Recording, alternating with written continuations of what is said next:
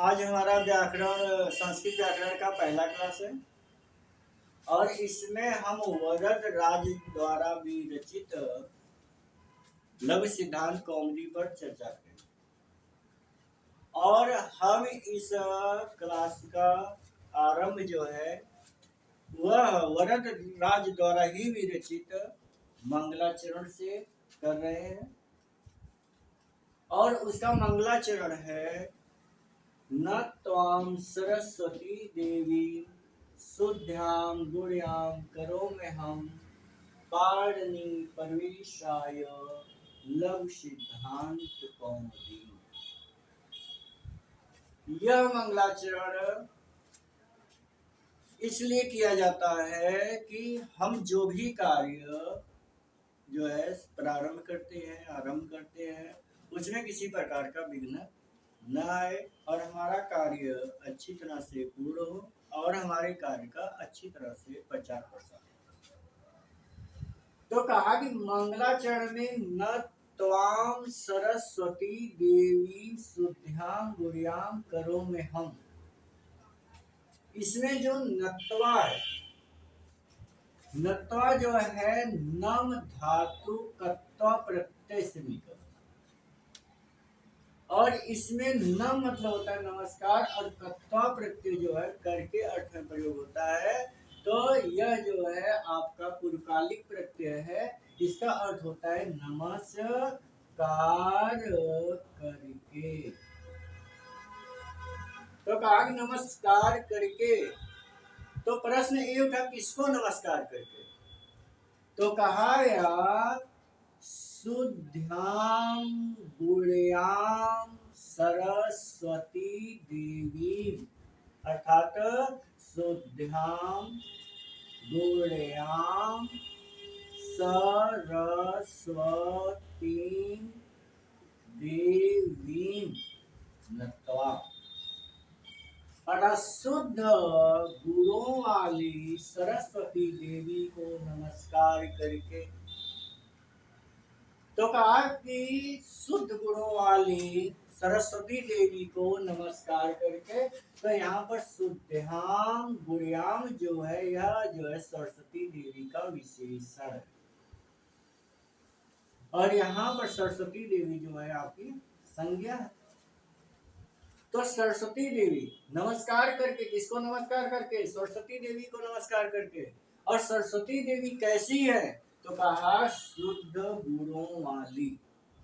तो कहा शुद्ध गुणों वाली सरस्वती देवी को नमस्कार करके। तो आखिर में आप नमस्कार कर रहे हैं, सरस्वती देवी को नमस्कार कर रहे हैं, तो उसका क्या प्रयोजन है? तो कहा कि पाणिनीय, पाणिनीय अर्थात पाणिनि ऋषि द्वारा विरचित जो अष्टाध्यायी है, पाणिनि ने अष्टाध्यायी लिखा है, इसे अष्टाध्यायी में 8 अध्याय हैं। इस ग्रंथ में जो पाणिनि ने जो ग्रंथ लिखा है व्याकरण के लिए, उस व्याकरण में कितने अध्याय हैं? 8 अध्याय है, इसलिए इसे अष्टाध्यायी के नाम से जाना जाता है। जबकि इस पुस्तक का नाम है शब्दानुशासन।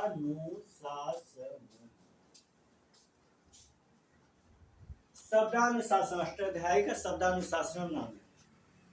तो कहा कि जो शब्दानुशासन अर्थात जो पाणिनि द्वारा विरचित अष्टाध्यायी है, उसमें बालक उसे आसानी से समझ सके, उसमें जो है अष्टाध्यायी में प्रवेश के लिए, प्रवेश करने के लिए बाल, यह अष्टाध्यायी जो है 4000 जो है सूत्र इसमें है लगभग, और ये 4000 सूत्र को आसानी से समझने के लिए जो है वरदराज ने एक ग्रंथ का निर्माण किया, जिसे कहते हैं लघु सिद्धांत कौमुदी। तो लघु सिद्धांत कौमुदी, इस ग्रंथ को लिखने का प्रयोजन था पाणिनि द्वारा रचित अष्टाध्यायी बच्चों को आसानी से समझ में आए, इसके लिए इन्होंने लघु सिद्धांत कौमुदी लिखा और इसमें किसी प्रकार का विघ्न न हो, यह अपने जो है यश को प्राप्त करे, इसके लिए जो है वरदराज ने सरस्वती देवी को नमस्कार किया। तो इसका जो पूरी रूप से अर्थ हो जाएगा कि शुद्ध गुणों वाली सरस्वती देवी को नमस्कार करके मैं वरदराज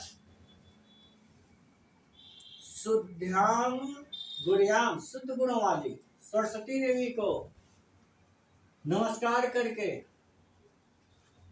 करोमि अहम, करोमि करता हूं, अहम मतलब मैं, यहाँ अहम से तात्पर्य है वरद राज।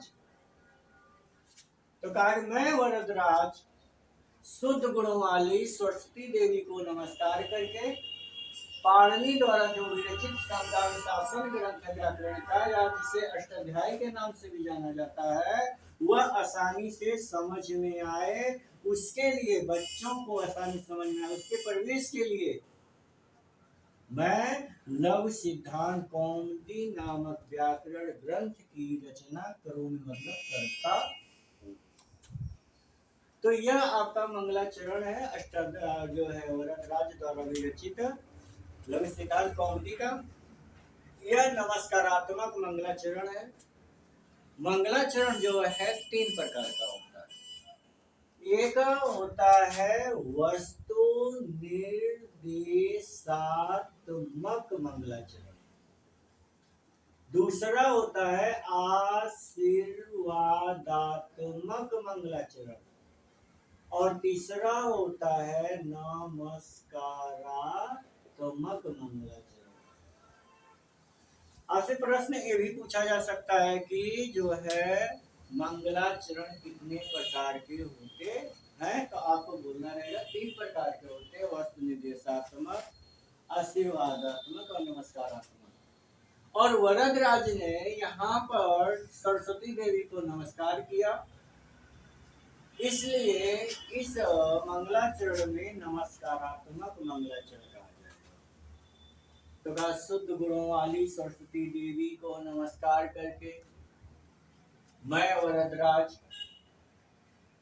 पाणिनि द्वारा लिखा गया व्याकरण का ग्रंथ अष्टाध्यायी में बच्चों को प्रवेश के लिए लव सिद्धांत कौमुदी की रचना करता। और तो हमने इसके पहले जो है लघु सिद्धांत कौमुदी में मंगलाचरण भी चर्चा किया गया। मंगलाचरण था नत्वां सरस्वती देवी शुद्ध्यां गुड़्यां करोम्यहं पाणिनीय प्रवेशाय लघु सिद्धांत कौमुदी, अर्थात मैं वरदराज शुद्ध गुणों वाली सरस्वती देवी को नमस्कार करके पाणिनि द्वारा विरचित अष्टाध्यायी में प्रवेश के लिए लव सिद्धांत कौमुदी नामक ग्रंथ का रचना करता हूं। अब शुरू होता है अथ संज्ञा प्रकरणम। अब हम संज्ञा प्रकरण का जो है आरंभ कर रहे हैं, शुरू कर रहे हैं। और इसमें आता है एक माहेश्वर सूत्र। यह जो माहेश्वर सूत्र है, संज्ञा प्रकरण में वरदराज ने माहेश्वर सूत्र से व्याकरण को शुरुआत किया। मंगलाचरण की चर्चा हो गई है। माहेश्वर सूत्र, यह जो माहेश्वर सूत्र है, जो अ ई उ री ली क ए ओंग ऐ औ च ह य वरट लड़ इय म अंग ड़ न म झ भ इय घ ढ ध स ज ब ग ड़ द स ख फ छ ठ थ च ट त व क प य श श र और हल। यह जो माहेश्वर सूत्र है यह 14 होते, 1 2 3 4 5 6 7 8 9 10 11 12 13 14, ये माहेश्वर सूत्र 14 होते हैं। तो आपसे प्रश्न ये पूछा जाएगा कि माहेश्वर सूत्र कितने होते हैं, तो आप कहेंगे माहेश्वर सूत्र 14 होते हैं। और कहा हुआ माहेश्वर सूत्र कितने होते हैं, तो आप बोलेंगे 14। माहेश्वर सूत्र 14 होते हैं। यह माहेश्वर सूत्र में जो आयुड़ है, रिलिक एओंग एओच हैवरत लड़ इंगण नामा झवैया गोर्धल जगोर्धल ख बचरता चटता कपय सरसरहल, यह माहेश्वर सूत्र पाणिनि ने शिव की तपस्या जब की, और शिव की तपस्या करने के बाद शिव जी जो है वह पाणिनि को दर्शन देते हैं, और शिव ने अपने डमरू को 14 बार जो है बजाया। ननाद काम नौ पंच वारम, अर्थात शिव ने अपने डमरू को 14 बार बजाया, और 14 बार बजाने पर उसी डमरू की ध्वनि से यह 14 माहेश्वर सूत्र का निर्माण होता है। तो अगर आपसे प्रश्न पूछेगा कि माहेश्वर सूत्र की उत्पत्ति कहाँ से हुई, तो आप बोलेंगे शिव के डमरू से। ये आपका प्रश्न है। और इससे जो है माहेश्वर सूत्र को जो है वर्ण समन्वय के नाम से भी जाना जाता है। इसे संस्कृत वर्णमाला के नाम से जाना जाता है। इसे जो है शिव सूत्र जाल के नाम से भी जाना जाता है। तो माहेश्वर सूत्र में आप जान गए कि माहेश्वर सूत्र 14 होते हैं। माहेश्वर सूत्र शिव के डमरू से निकले हैं, और इसे वर्ण समन्वय, संस्कृत वर्णमाला और शिव सूत्र जाल के नाम से भी जाना जाता है। अब यह माहेश्वर सूत्र जो आपका किया गया निर्माण, जिन्होंने पाणिनि ने शिव की तपस्या किया, और शिव के तपस्या से शिव प्रसन्न हुए, और शिव के डमरू से जो यह 14 माहेश्वर सूत्र निकला, आखिर में इसका प्रयोजन क्या है, यह क्यों निकला, और पाणिनि ने इस सूत्र को लेकर के क्या किया, तो कहा जाएगा कि इति जो यह है आपका, इति जो यह है, इति माहेश्वर सूत्राणि, यह माहेश्वर सूत्र है। इति माहेश्वर सूत्राणि, यह माहेश्वर सूत्र है, और इति माहेश्वर सूत्राणि अण आदि संज्ञार्थानि, अर्थात यह अण आदि संज्ञा अर्थ के लिए होते हैं, अण प्रत्याहार बनाने के लिए। तो अगर आपसे प्रश्न पूछेगा कि यह माहेश्वर सूत्र कहाँ से निकला, तो शिव के डमरू से निकला, और यह कितने होते हैं, 14 होते हैं, और इसका प्रयोजन क्या है, इस माहेश्वर सूत्र का प्रयोजन क्या है, तो अण आदि संज्ञा अर्थ के लिए इसका निर्माण किया गया है। अगर अण आदि प्रत्याहार बनाने के लिए इसका जो है आप क्या किए, उत्पत्ति हुई, जिसे पाणिनि ने अपने व्याकरण में लिखा। और इसी माहेश्वर सूत्र से जो है लेकर के पाणिनि ने शब्दानुशासनम नामक एक ग्रंथ की रचना की, और उस ग्रंथ का तो जो है उसमें 8 अध्याय है, जो इसमें क्या है, और 8 अध्याय है, जो शब्दानुशासनम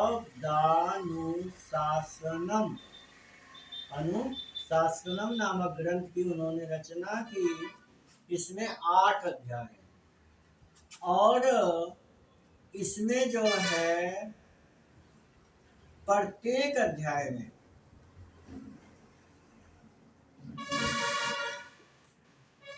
चार पाद है। प्रत्येक अध्याय में कितने पाद है? चार पाद है। और लगभग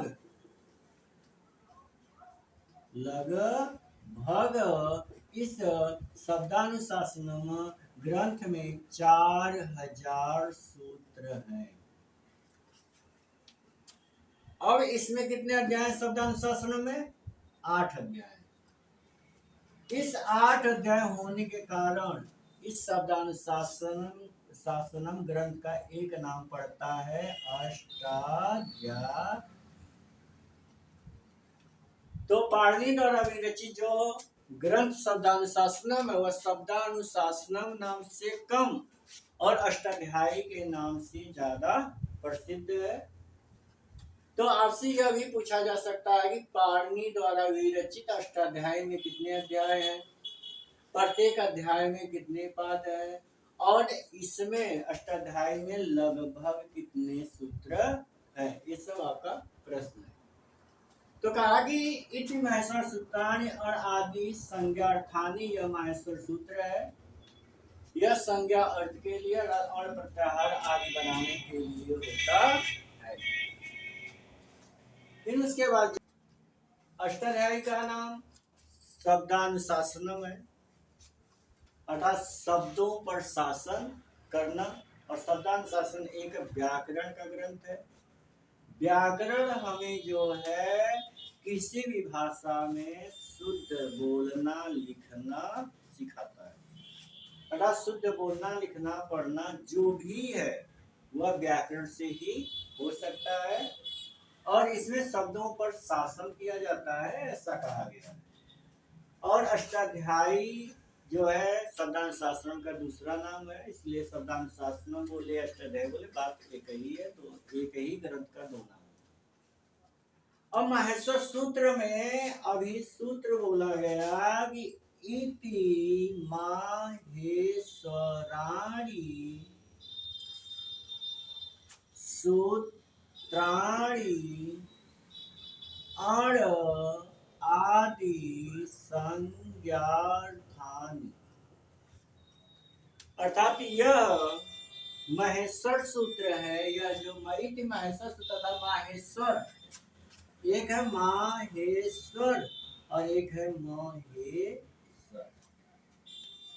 माहेश्वर शब्द जो है यह बताता है कि यह जो सूत्र है यह शिव की कृपा से मिला है। और महेश्वर का अर्थ होता है शिव, और माहेश्वर का अर्थ होता है उत्पन्न करने वाला। शिव ने उत्पन्न किया।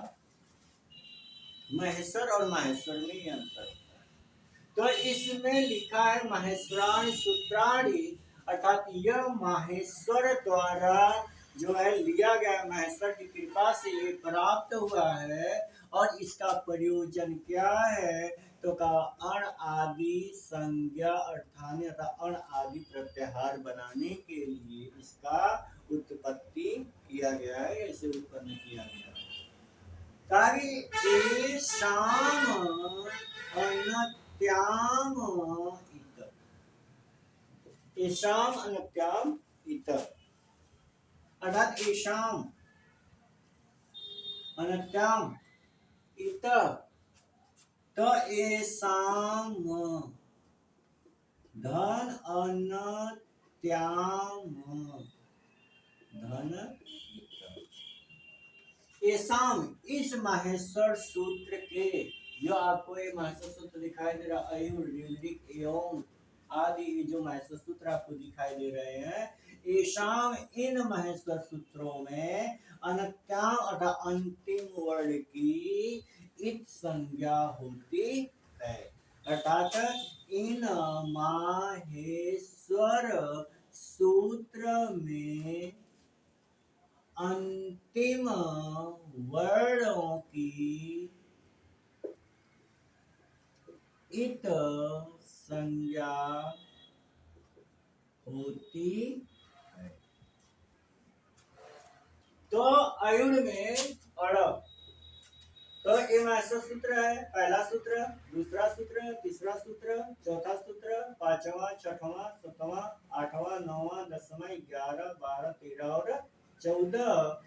इन माहेश्वर सूत्रों में, ये जो माहेश्वर सूत्र है, इन माहेश्वर सूत्रों में जो अंतिम अक्षर है, जैसे अड़ा, क, अंगा, च, ट, ल, अड़, म, इया, श, व, य, श, र, अकर, र और ल, अर्थात आयुध का अड़, ऋलिक का क, एओंग का अंगा, अयोच का च, हैवरट का जो है ट, लड़ का जो है अड़, इयंग नामा का मा, झवैया का इया, वर्दस का स और जबरदस्त का स और चरखा फ छड़ चटताव का जो है व और कपय का य और श का र और हल का ल। यह प्रत्येक ईशाम अर्थात इस माहेश्वर सूत्र का अंतिम वर्ण है और इन वर्णों का होता है इस संज्ञा तथा से पूछेगा कि माहेश्वर सूत्र के अंतिम वर्ण की क्या होती है, तो आप बोलेंगे माहेश्वर सूत्र के अंतिम वर्ण की होती है इत संज्ञा अर्थात इनके अंत वर्ण का इस संज्ञा होता है। फिर उसके बाद आता है हकार आदिश उच्चारणार्थम। हकारादिषु अकार उच्चारणार्थम।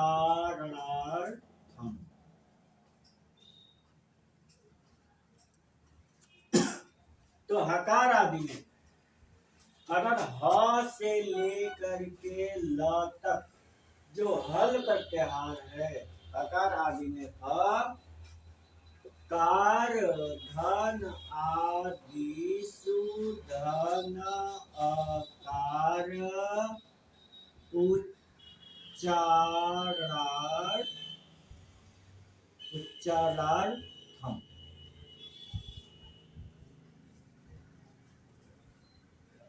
उच्चारणार्थम हकार आदि में अर्थात ह से लेकर ल तक के जितने भी व्यंजन वर्ण आ रहे हैं, इन व्यंजन वर्णों में अगर आप अ बोल रहे हैं तो इस अ का प्रयोजन है उच्चारण, अर्थात बिना स्वर के आप वर्णों का व्यंजनों का उच्चारण नहीं कर सकते।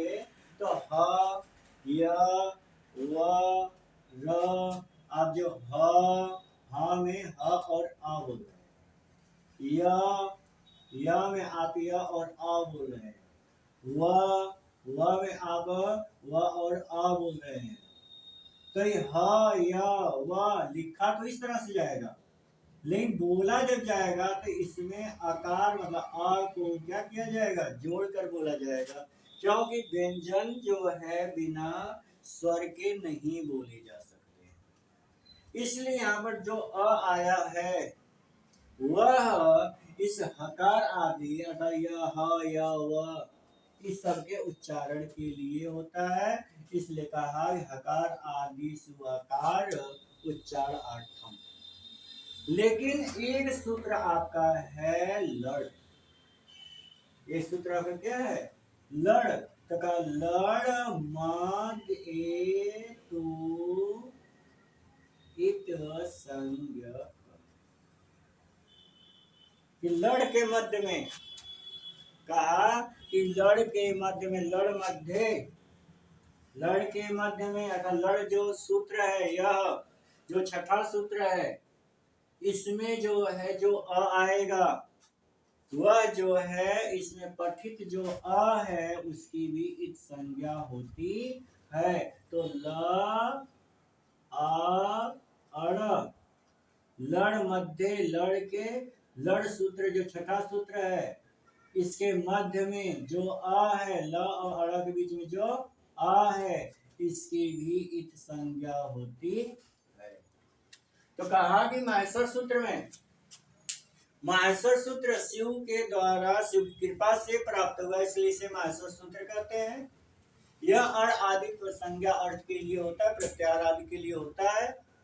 इसके अंतिम अक्षर की जो है इत संज्ञा होती है, और हकार आदि में अर्थात व्यंजनों में जो भी आप आ का उच्चारण कर रहे हैं वह अ जो है सिर्फ उच्चारण मात्र के लिए है और कोई प्रयोजन नहीं है। लेकिन लड़ जो सूत्र है आपका छठा सूत्र, 1 2 3 4 5 6, जो छठा सूत्र आपका लड़ है, इसके मध्य मतलब बीच में जो आ है उसकी भी इत संज्ञा होती है।